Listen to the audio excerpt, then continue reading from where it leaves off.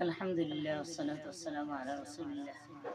قال رسول الله صلى الله عليه وسلم: أتدرون ما أكثر ما يدخل الناس الجنة؟ تقوى الله وحسن الخلق. أتدرون ما أكثر ما يدخل الناس النار؟ الأجوفان، الفم والفرج. رواه الترمذي وابن ماجه.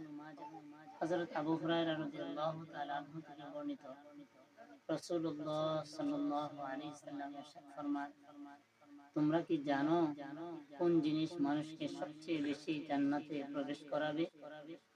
হুজুর নিজেই বলে, তা হচ্ছে তাকওয়াল্লাহ ওয়া হাসানুল খুলুক, আল্লাহর ভয় এবং উত্তম আখলাক।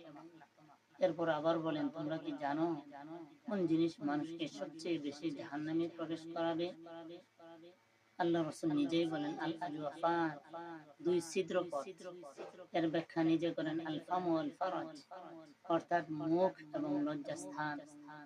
তেমনি ভাবে আরেক হাদিসে রাসূল সাল্লাল্লাহু আলাইহি সাল্লাম ইরশাদ করেন, মান ইয়াদমান লি মা বাইনা লাহইয়াইহি ওয়া মা বাইনা রিজলাইহি আদমান লাহুল জান্নাহ। রাওয়াহুল বুখারী।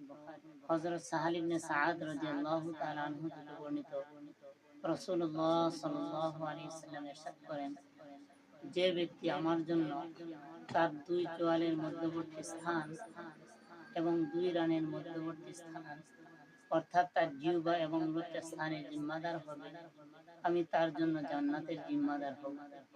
আল্লাহ তাআলা আমাদের সবাইকে উক্ত হাদিস দ্বয়ের উপর আমল করার তৌফিক দান করুন।